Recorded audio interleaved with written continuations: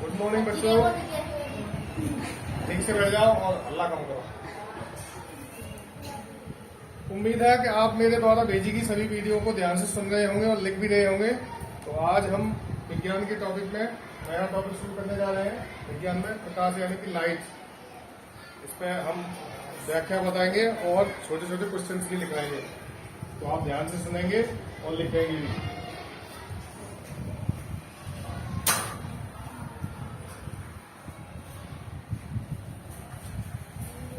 प्रकाश heading डालिए light.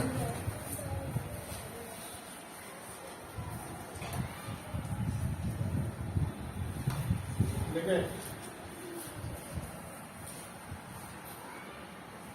प्रकाश एक प्रकार की ऊर्जा है जिसकी उपस्थिति में हम वस्तु को देख सकते हैं। प्रकाश एक प्रकार की ऊर्जा है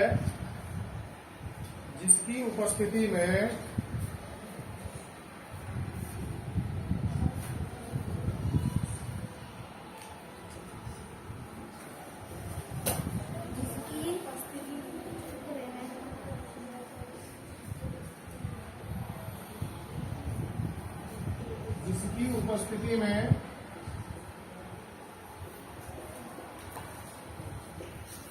हम वस्तुओं को देख सकते हैं।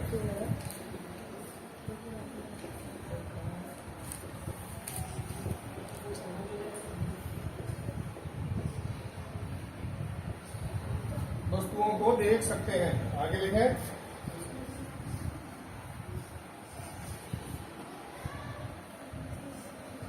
किसी भी वस्तु को हम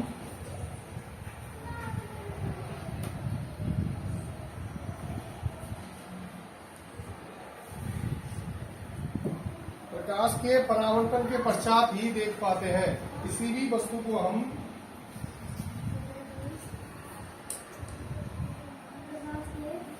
प्रकाश के परावर्तन के पश्चात ही देख पाते हैं।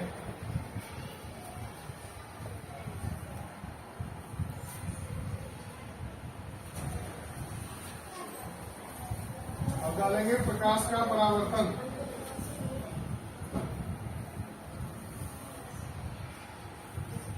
बड़ी ध्यान से और सावधानी से धीरे धीरे समझेंगे हम। जब प्रकाश की किरण, लिखे परिभाषा, किसी चमकीले धरातल से टकराकर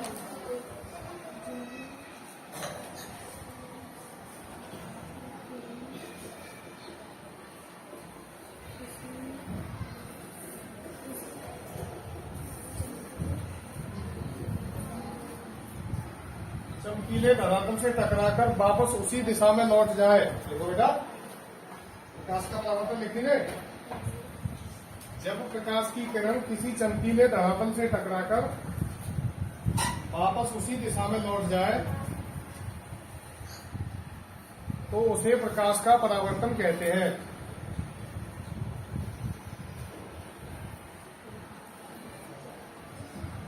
देखिए इधर, जैसे मान लीजिए चमकीला धरातल शीशा है, ये दर्पण समतल दर्पण है। अगर किसी दर्पण का तल सीधा है तो वो कहलाएगा समतल दर्पण। उठा हुआ तल है तो उत्तल दर्पण, और दबा हुआ तल है तो अवतल दर्पण। ठीक है। इसी तरह से लेंस होते हैं, उत्तल लेंस, अवतल लेंस। ठीक है। समतल लेंस को हम कांच कह सकते हैं, समतल लेंस नहीं होता। ऐसा कांच का टुकड़ा जिसके आर पार देखा जा सके वो लेंस कहलाता है। क्या कहलाता है? लेंस। और दर्पण में खास बात होती है, दर्पण के आर पार नहीं देखा जा सकता, लेंस के आर पार हम देख सकते हैं। हम सब एक लेंस अपनी आंखों में लेकर घूमते हैं जिसका नाम है उत्तल लेंस। उत्तल लेंस। ठीक है। तो दबा हुआ तल अवतल लेंस, उठा हुआ तल उत्तल लेंस। तो ये एक समतल दर्पण है। ध्यान रहे, दर्पण और लेंस में अंतर है, मैंने दर्पण बोला है। और ये बाल से जो देख रहे हैं ये पॉलिश होती है। दर्पण के पीछे पॉलिश किसकी होती है? सिल्वर। बोलिए। कल ही बताया था हमने, दर्पण के पीछे एक केमिकल होता है यौगिक जिसकी पॉलिश होती है। नाम बताएं। Silver bromide. सिल्वर ब्रोमाइड होता है। आप देखेंगे घर में जो भी शीशे हैं अगर टूट जाए तो उसके पीछे लाल या नीले रंग की पॉलिसी दिखाई देती है। ठीक है। और जो दर्पण में चमकता है, जो चमक दिखाई देती है, क्योंकि हम चमक पर ध्यान देते ही नहीं, हम केवल अपना चेहरा देखते हैं, हम देख रहे हैं। कभी उस चमक को देखना कि चमक क्या आ रहा है उसके अंदर, तो वो होती है चांदी यानी सिल्वर, और ब्रोमाइड उसको ढकने के लिए होती है। तो दोनों सिल्वर ब्रोमाइड मिलाकर किसी भी साधारण लेंस में या सादा कांच के टुकड़े को दर्पण बना देते हैं। क्लियर है? दर्पण बनने के लिए उसके पीछे पॉलिश का होना जरूरी है। तो समतल दर्पण पर जब कोई प्रकाश की किरण पड़ती है, इधर ध्यान दें, समतल दर्पण पर जब कोई प्रकाश की किरण पड़ेगी तो वो पूरी तरह परावर्तित हो जाएगी, यानी टकराकर दूसरी दिशा में चली जाएगी। जैसे हम शीशे पर टॉर्च मारते हैं या लेजर मारते हैं, तो यहाँ से टकराने के बाद उस दिशा में चली जाती है। आपतित किरण बराबर परावर्तित किरण, यानी जिस तरह से प्रकाश आएगा उसी दिशा में वापस लौट जाएगा। यही होता है परावर्तन का नियम। इसी नियम के अनुसार हम किसी भी वस्तु को देख पाते हैं। जब हम किसी चीज को देख रहे हैं तो उसका फोटो हमारे मस्तिष्क में पहले से फीड होता है कि ये चीज है। जब किसी अजनबी चीज को देखते हैं तो हमें थोड़ा समय लगता है पहचानने में, ठीक है ना। जब तक परावर्तन की क्रिया पूरी नहीं होती तब तक हमें कोई वस्तु स्पष्ट दिखाई नहीं देती। समझते हैं, जब दूर से कोई लाल साड़ी पहने महिला चली आ रही है, तो जब तक परावर्तन पूरा नहीं होगा, प्रकाश की किरण आंख से निकल कर जाएगी, उस व्यक्ति से टकराएगी और वापस उसका चित्र हमारे रेटिना पर बनाएगी। ये क्रिया परावर्तन कहलाती है, ठीक है। अब लिखेंगे इस पर आधारित क्वेश्चन। जो क्वेश्चन तुम्हारा लिख रहा हो उसे मत लिखना, जो नहीं लिख रहा हो उसे लिख लेना।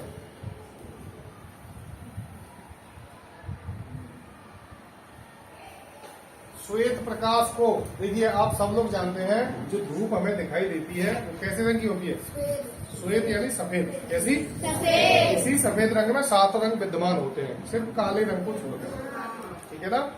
7 रंग विद्यमान होते हैं। तो जब श्वेत प्रकाश की किरण किसी प्रिज्म से होकर गुजरती है तो वो 7 अलग अलग रंगों में बट जाती है। प्रकाश की इस घटना को क्या कहते हैं बताइए? सूर्य के प्रकाश का प्रिज्म से गुजरने के बाद 7 अलग अलग रंगों में बट जाना, प्रकाश का वर्ण विक्षेपण। वो कहलाता है विक्षेपण या वर्ण विक्षेपण। अब जिनका नहीं लिख रहा वो लिखिए, ठीक है। जल्दी से लिखिए क्वेश्चन नंबर 1। श्वेत प्रकाश का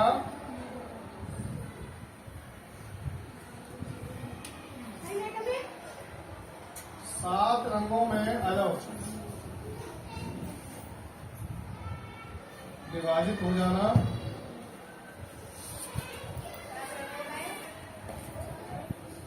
क्या कहलाता है? आंसर है वर्ण विक्षेपण या विक्षेपण। क्लियर है? वर्ण माने रंग होते हैं, ठीक है। इसी से बनी वर्ण व्यवस्था। रंगों के आधार पर हिंदू समाज को 4 वर्णों में बांट दिया गया था। तो वो वही वर्ण है, वर्ण विक्षेपण, यानी रंगों का अलग अलग बट जाना। जैसे तुमने इंद्रधनुष में देखा होगा, बारिश के बाद अक्सर इंद्रधनुष पड़ता है। अगला क्वेश्चन लगे, मनुष्य के नेत्र में सबसे स्पष्ट प्रतिबिंब कहाँ बनता है? रेटिना। सही जवाब। में रेटिना ऑप्शन नहीं, दोबारा लिखा क्वेश्चन। पुतली है, पुतली बोलते हैं। पुतली रेटिना एक ही होता है, चाहो तो आप लिख लीजिए। मनुष्य की आंख में किसी वस्तु का, सब लोग लिखे, मनुष्य के नेत्र और आंख एक ही बात होती है। मनुष्य की आंख में किसी वस्तु का स्पष्ट प्रतिबिंब, स्पष्ट प्रतिबिंब, देखो प्रतिबिंब कहते हैं किसी वस्तु की चित्र को। जैसे मेरे सामने तुम सब लोग बिंब बैठे हो, ठीक है। बिंब और प्रतिबिंब, बिंब माने वास्तविक वस्तु और प्रतिबिंब उसका दूसरा चित्र, छाया चित्र। तो आज तक मनुष्य ने अपने आप को स्वयं नहीं देखा कभी। हम शीशे में अपना प्रतिबिंब देखते हैं, एक दूसरे को तो हम स्पष्ट देख लेते हैं कि ये अंशु है, जो सुमित है, तुम देख रहे हो कि अनिल सर है, लेकिन हमने स्वयं को कभी रियल में नहीं देखा। जो चित्र हम अपने शीशे में देखते हैं वो प्रतिबिंब होता है। होता तो हुबहू है लेकिन होता प्रतिबिंब है। क्लियर? क्या है क्वेश्चन? मनुष्य की आंख में किसी वस्तु का स्पष्ट प्रतिबिंब कहाँ बनता है? आंसर लिखे पुतली पर। पुस्तक में पुतली लिख लो, रेटिना अलग होता है, रेटिना लेंस होता है। तीसरा क्वेश्चन देखिए, सरल सूक्ष्मदर्शी में कौन से दर्पण का प्रयोग होता है? सरल सूक्ष्मदर्शी में देखिए, आपस में चर्चा ना करें। सरल सूक्ष्मदर्शी में कौन से लेंस का प्रयोग होता है?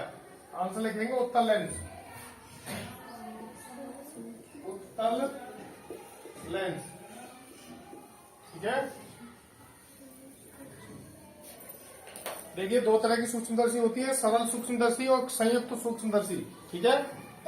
Simple microscope and compound microscope, दोनों में अंतर क्या होता है? सरल सूक्ष्मदर्शी से ज्यादा गहराई तक नहीं देखा जा सकता और संयुक्त सूक्ष्मदर्शी से बैक्टीरिया के भीतर भी झांका जा सकता है, उसकी संरचना भी समझ सकते हैं। आगे देखें,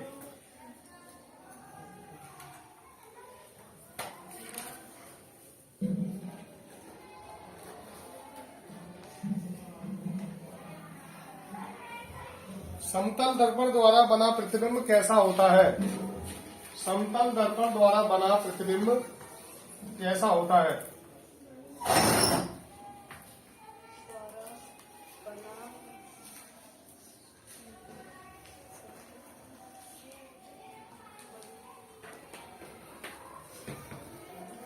समतल दर्पण द्वारा बना प्रतिबिंब कैसा होता है? आंसर लिखें आभासी। अभी मैंने बताया था कि जब हम शीशे में अपना चित्र देखते हैं तो वो आभासी होता है। देख लिया आभासी।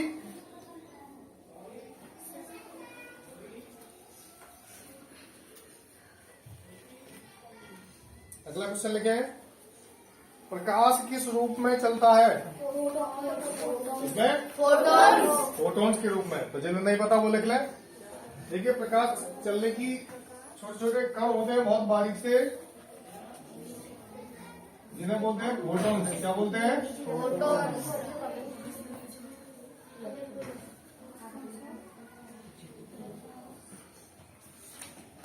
एक प्रकाशित फोटोन दूसरे अप्रकाशित फोटोन को प्रकाश दे देता है। इसको इस तरह समझिए, जैसे 10 लोग मसाल लेके चल रहे हैं, सबसे लास्ट वाले की मसाल जल रही है तो वो एक दूसरे में टच करके आगे तक मसाल को जला लेंगे, ठीक है ना। समझ रहे हो? चालन विधि से पीछे वाला अगले वाली जलाएगा, उससे अगला, उससे अगले, और उससे अगला, उससे अगले। इस तरह से पूरी लाइन की मसाल जो है जल जाएगी। मसाल नहीं समझते तो मोमबत्ती समझ लीजिए। कैंडल तो समझते हो? 100 लोग कैंडल लिए खड़े हैं और 100 लोगों की कैंडल अपने खड़े स्थान पर ही हमको सबको जलानी है। तो एक ही विधि है जिससे हम जला सकते हैं, जिसे बोलते हैं कंडक्शन या चालन। यानी एक ऊष्मा दूसरी ऊष्मा तक पहुंच जाएगी। पहली मोमबत्ती जलाएगा दूसरा, दूसरे तीसरा, ऐसे करके 100 तक हम जला लेंगे। और किसी टीचर से पूछो, उसे पता होगा। अगला क्वेश्चन लेके,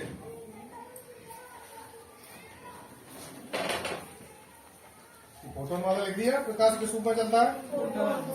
फोटोन्स के रूप में, ठीक है। फोटोन प्रकाश के अति सूक्ष्म कण होते हैं, बहुत छोटे छोटे कण, ठीक है ना। प्रकाश सबसे तेज चलता है। प्रकाश की चाल कितनी होती है? मीटर प्रति सेकेंड। पूरा मात्रक सहित बोला करो। 3 गुना 10⁸ मीटर प्रति सेकेंड या 3 लाख किलोमीटर प्रति सेकेंड। कितना? 3 लाख किलोमीटर प्रति सेकेंड चलता है। 1 सेकेंड में 3 लाख किलोमीटर चल जाता लाइट। इसीलिए आप जब देखते हैं कि बिजली कड़कती है तो उजाला पहले आता है, आवाज बाद में। इसका रीजन यही है कि प्रकाश की चाल अत्यधिक ज्यादा है ध्वनि से। ध्वनि की चाल कितनी होती है? हाँ, आवाज कितनी तेज चलती है? ध्वनि की चाल नहीं पता? 332 मीटर प्रति सेकेंड। कितनी है? तो 332 और 3 लाख में अंतर है ना, इसलिए प्रकाश पहले दिखाई देता है। अक्सर ये सवाल परीक्षा में पूछा जाता है कि बिजली कड़कने पर चमक पहले आ जाती है, आवाज बाद में, ऐसा क्यों? तो इसका आंसर है प्रकाश की चाल ध्वनि की चाल से अधिक होती है। अगला क्वेश्चन लगे, कौन से रंग का प्रकीर्णन सर्वाधिक होता है? लाल। सही जवाब। प्रकीर्णन नाम है फैलना, प्रकाश का फैलना। कौन सा प्रकाश बहुत दूर से दिखाई दे जाता है? तो लाल। देख लें आंसर। कौन सा प्रकाश, कौन से प्रकाश में किस रंग का प्रकीर्णन, कौन सा रंग बहुत दूर से दिखाई दे जाता है? उधर से चलो। आंसर रेड या लाल। अगला क्वेश्चन देखें। चलो ये वाला तुम्हें पता होना चाहिए, ठीक है। पल्लवी बताएंगे आंसर। पानी में पड़ी हुई रॉड प्रकाश की किस घटना के कारण टेढ़ी दिखाई देती है? प्रकाश का अपवर्तन। वेरी गुड, क्लैपिंग कीजिए। Refraction of light. देखिए अभी हमने तुम्हें परावर्तन पढ़ाया, अपवर्तन जस्ट उसका उल्टा होता है। जब हम सघन माध्यम से विरल माध्यम में देखते हैं, ध्यान से समझना, सघन माध्यम जो घना हो, जिसमें गैसों की मात्रा ज्यादा हो। तो वायु में कई गैसें होती हैं। कौन कौन सी मुख्य गैसें होती है वायु में? CO2 मुख्य होते हैं, नाइट्रोजन, ऑक्सीजन और कार्बन डाइऑक्साइड। ये 3 गैसें प्रमुख होती हैं जो वायु में पाई जाती हैं। इसके अलावा भी बहुत सी चीजें पाई जाती हैं, जल वाष्प है, धूल के कण है, मिट्टी है और अन्य गैसें। तो ये हो गया घना माध्यम। कैसा हो गया? घना माध्यम। ध्यान दीजिए। और घने माध्यम से जब हम विरल माध्यम में देखेंगे, विरल माने पानी, पानी में सिर्फ 2 गैसें होती हैं। कौन कौन सी? ऑक्सीजन और हाइड्रोजन। तो प्रकाश की किरण चली तो जाती है सीधी, लेकिन लौटते समय अपने रास्ते से विचलित हो जाती है। इस तरह से हमें वस्तु की वास्तविक स्थिति का पता नहीं चलता कि ये सीधी है या टेढ़ी है। इसीलिए पानी में पड़ी हुई रॉड टेढ़ी दिखाई देती है, जबकि होती सीधी है वो। क्यों? क्योंकि हम जो देख रहे हैं रॉड को आंख से, वो जा तो देख तो सही रही है आंख, जब लौट के परावर्तन या अपवर्तन हो रहा है, वो वास्तविक स्थिति से अलग हट जाती है। इसी तरह से गिलास बहुत बड़ा दिखाई देता है मग्गा के बराबर, मछली बहुत बड़ी दिखाई देती है पानी पड़ी। पानी में पड़ी हुई हर वस्तु अपने आकार से भिन्न दिखाई देती है। ये इसका कारण सिर्फ और सिर्फ प्रकाश का अपवर्तन है। क्या है? अगला लिखे। सोलर कुकर में कौन सा दर्पण प्रयुक्त होता है? Solar cell. सोलर कुकर में दर्पण पूछ रहे हैं, कौन सा दर्पण लगेगा? क्यों लगेगा बताइए जरा। क्योंकि जब प्रकाश की आएंगे तो वो बिखर जाएंगे। वेरी गुड, ताली बजाओ पल्लवी के लिए। देखिए अवतल दर्पण लगाने का लॉजिक ये होता है, उत्तल दर्पण का जो प्रकाश पुंज होता है वो एक बिंदु पर केंद्रित होता है, ठीक। अवतल दर्पण जो लगा होता है, तुमने हेडलाइट देखी है बस की या मोटरसाइकिल की, प्रकाश को चारों तरफ फैला देती है, इसीलिए लगाई जाती है ताकि प्रकाश की किरणें चारों ओर फैल जाए, वो बहुत दूर तक का दिखाई देती है। इसी तरह सोलर कुकर में जब सूर्य की किरणें पड़ेगी तो वो एक केंद्र की बजाय चारों तरफ पूरे खांचे में फैले, इसलिए उसमें अवतल दर्पण लगाया जाता है। कौन सा? देखिए इसको लिख लीजिए, सोलर कुकर में कौन सा दर्पण इस्तेमाल होता है? अवतल दर्पण। लिख रहा है जिनका, वो ना लिखे, जिनका नहीं लिख रहा है वो लिख ले।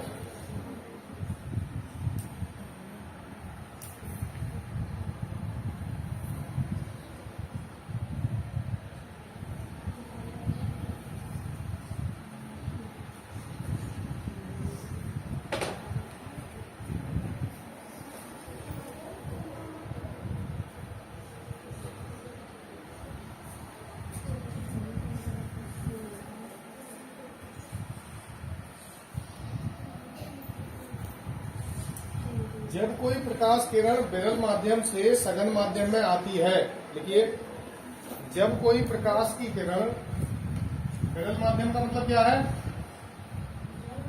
विरल और सघन।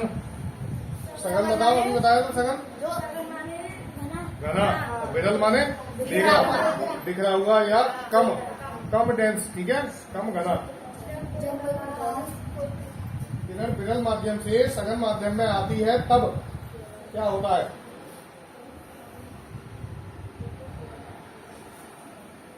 अभिलंब की ओर मुड़ती है। आंसर लिखेंगे, अभिलंब की ओर मुड़ती है।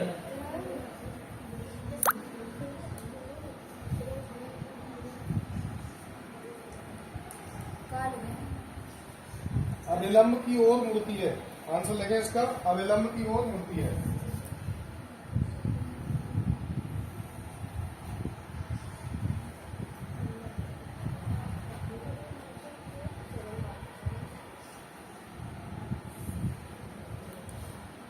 जितने क्वेश्चंस में लिखा रहा हूँ उससे ज्यादा समझा रहा हूँ, तो जो समझा रहा हूँ उसमें भी प्रश्न छुपे हुए हैं, तो आप लोग बड़े ध्यान से सुना करो एक एक क्वेश्चंस को।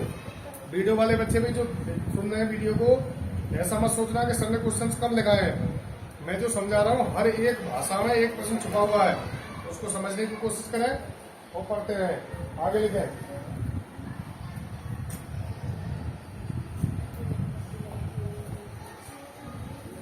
यौगिक सूक्ष्मदर्शी में कौन सा लेंस होता है? यौगिक सूक्ष्मदर्शी में कौन सा लेंस होता है? बताइए। अभी मैंने बताया था सिंपल और कंपाउंड दो तरह की होती है। यौगिक में होता है उत्तल लेंस, दोनों में उत्तल लेंस ही होता है। देख लीजिए उत्तल लेंस, ठीक है। उत्तल है, उत्तल उभरा हुआ तल।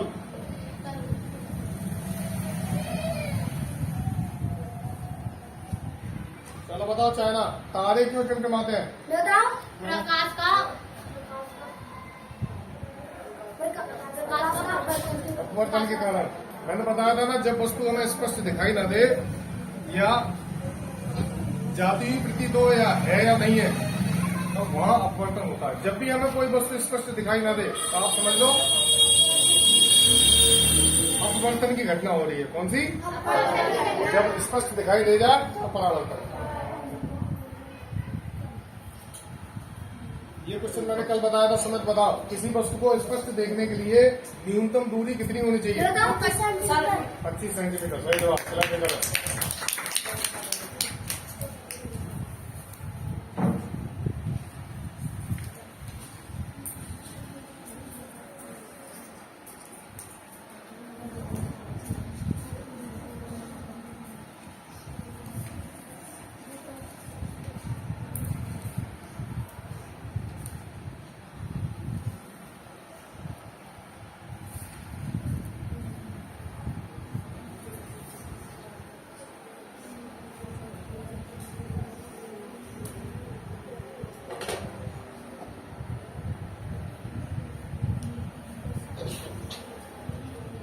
देखो कुछ घटनाएं होती हैं प्रकाश पर आधारित। जैसे रेगिस्तान में जब हिरन घूमता है तो उसको दूर कहीं पानी भरे होने का आभास होता है, ठीक है। उसको परछाई दिखाई देती है खजूर के पेड़ की या पेड़ की, यहाँ पे पानी भरा हुआ, वो भागता रहता। उसे बोलते हैं मृग तृष्णा या मृग मरीचिका या मिराज बोलते हैं उसे, ठीक है। यानी हिरन को होने वाला धोखा। पानी नहीं होता वहां, तो वो घटना किसके कारण होती है? तो बताया जरा। मृग मरीचिका। तुक्का मत मारिए, अगर नहीं मालूम है तो बताओ। प्रकाश का पूर्ण आंतरिक परावर्तन। पूर्ण आंतरिक परावर्तन जब हो जाता है तो हमें ऐसा प्रतीत होता है कि जैसे उस जगह पानी भरा हुआ है। जैसे अधिक गर्मी के दिनों में आप रोड पे देखेंगे चलते हुए कि यहाँ पर पानी भरा हुआ है।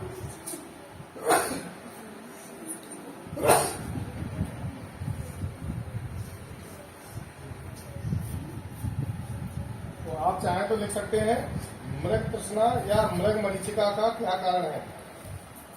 मृग तृष्णा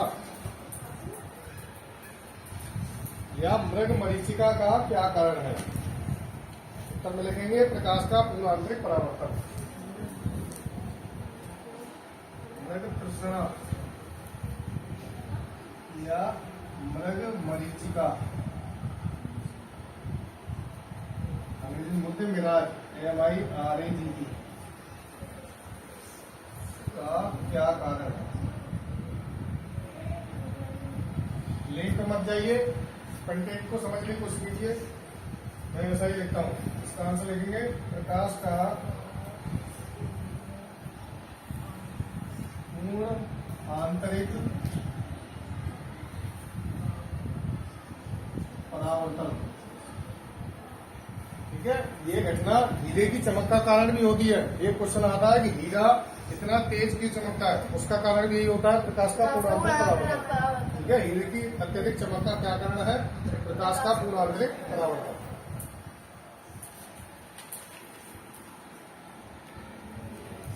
अगला क्वेश्चन लेंगे।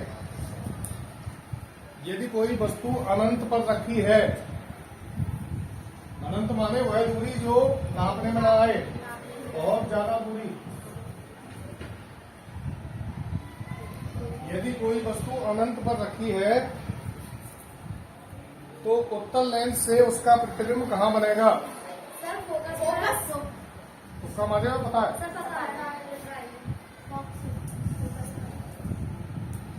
हाँ, फोकस पर वास्तविक और छोटा, इसका आंसर लिखेंगे। फोकस पर बनेगा वास्तविक और छोटा। ठीक है, यदि कोई वस्तु अनंत पर रखी है तो उसका प्रतिबिंब फोकस पर बनेगा वास्तविक और छोटा। लिख लीजिए।